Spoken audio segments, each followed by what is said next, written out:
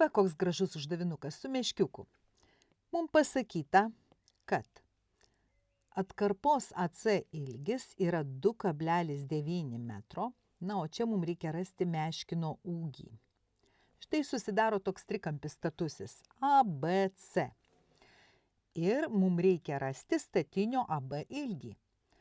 Kadangi mes žinome statinį ir reikia rasti statinį, pasinaudojame tangento funkciją. Žinome, kad tangentas kampo C yra lygus statinio esančio prieš šitą kampą ir statinio esančio prie šito kampo santykiui.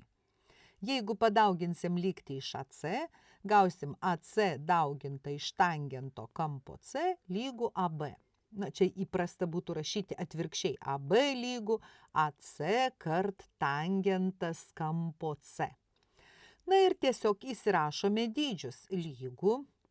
AC yra 2,9 metro kart tangent 33 laipsnių.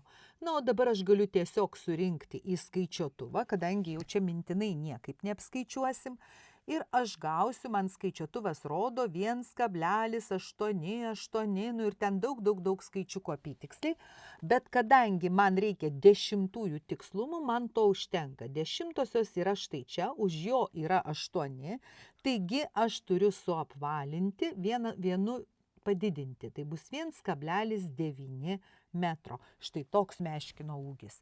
Nežinau, ar iš tikrųjų būna tokių didelių meškinų, bet šitas meškinas tikrai toksai. Uždavinys išspręstas.